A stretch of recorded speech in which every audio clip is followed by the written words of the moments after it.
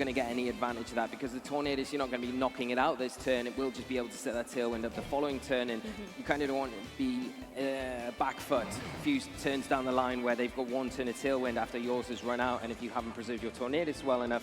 So it might be better off going for that wild charge into that slot, setting up your tailwind, letting them tailwind at the same time.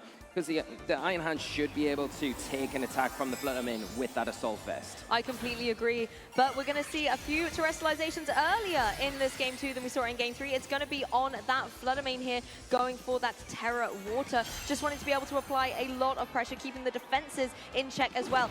No fake out coming through. It's going to be the Tailwind on Kohei's side, first of all, getting the speed advantage up. We've seen it seems to be the faster of the two Tornaduses, but the Tornadus on Sora's side just going through those motions, getting the Tailwind up as well, as Fluttermane goes for the Dazzling Gleam. Significant chunk of damage, over 50% to both of the opposing Pokemon, as Iron Hands goes for the Wild Charge, catches the Water Fluttermane! There's a huge, huge turn here for Kohei, catching that terrestrialization on the Fluttermane, turning into the Water type and wild charging into that slot, taking a huge offensive presence away from Sora's side of the field. That's how you make a comeback after losing game 1, getting a one-hit KO against such a disruptive powerhouse as that Fluttermane. What an amazing start for Kohei. That's a great start to this second game. After losing the first game, coming back in amazing fashion in this game, picking up the Fluttermane like that is incredible. Put him in a really good position going into this next turn, of course, taking away one of the biggest offensive threats on Sora's side of the field.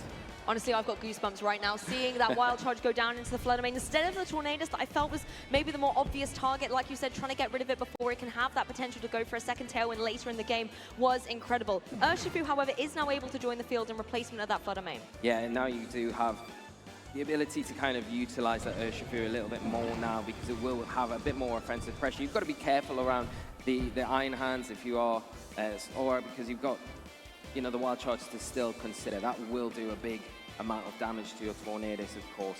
So doubling into that slot, you know, it's got the Assault Vest. You either force it out or you kind of just try and get rid of it this turn. Yeah, well, there's the Detect on the Urshifu, something Sora said that he was likely to be doing in this particular game, just preserving him from taking any damage from this Bleak Wind Storm that outside of Rain Dance is able to connect onto the opposing Tornadus, doing a significant chunk to it, as Tornadus also lands its Bleak Wind Storms, but not enough to get the KO. Just missing out on the knockout there, and the Wild Charge coming in and picking up the knockout onto the Tornadus and Sora's side.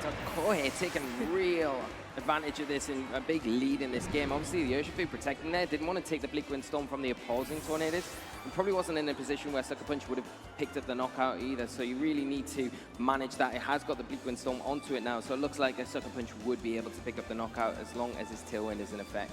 I mean, in game 1, we were saying how Iron Hands was kind of underwhelming, didn't really get much done. It has been a ton of events in this game 2, getting 2 solid KOs.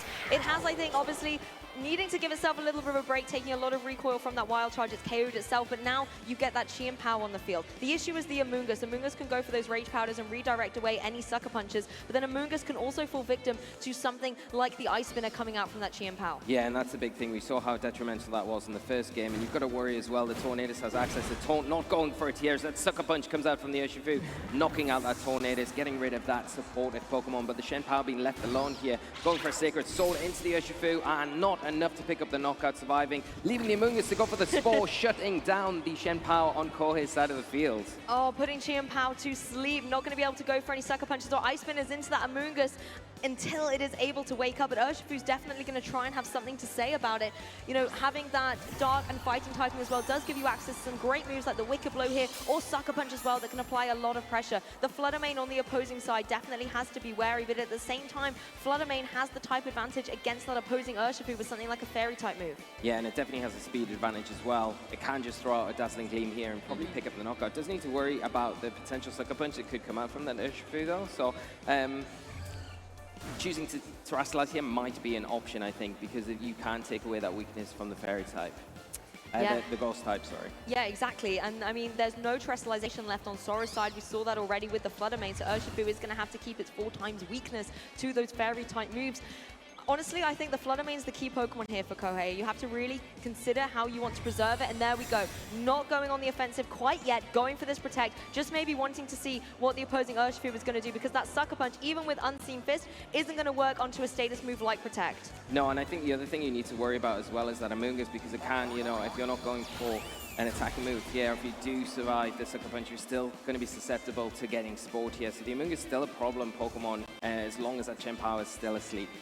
Yes, that's the other nice thing that Kohei was able to play around there, burning through that guaranteed turn of sleep on the Chien-Pao. Now has the potential to be able to wake up, but it is in a very vulnerable situation. That Pollen Puff did a huge chunk of damage, and another one's going to be able to pick up the knockout. Yeah, the Pollen Puff here, a really good supportive option in normal circumstances, but very good against these frailer dog-type Pokemon. Chien-Pao not going to appreciate that at all. The Fluttermane going for another Protect here, avoiding that Sucker Punch is potentially going to come out, but the Urshifu going for a Detect itself this turn as well. The Amoonguss is going to be left to attack as the Chien-Pao is still fast asleep.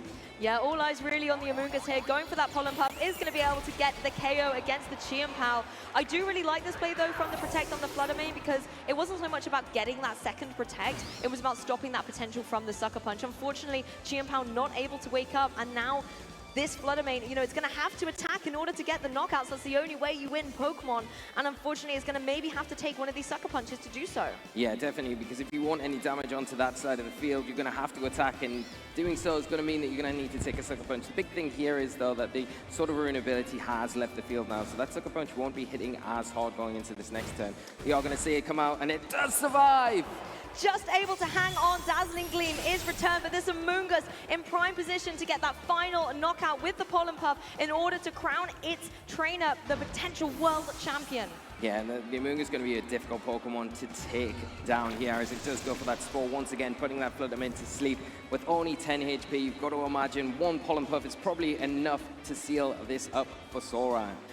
Amoonguss not quite wanting to get the KO right yet. Going for that Spore, just trying to put the Fluttermane to sleep, as we now have the last remaining Pokemon for both of our trainers, Amoonguss versus Fluttermane. Yeah, and you can also look at the moveset that the Amoonguss has got on Sora's side of the field. It does have access to Clear Smog, so it does have a way to damage that Fairy type. We are going to see Kohei go for this Terrestrialization onto the Fluttermane. Finally, it will be that Water Terror type, and hopefully it has to spend a turn this turn sleeping, so it needs to get through this turn. Can it get through this one turn against the Amoonguss?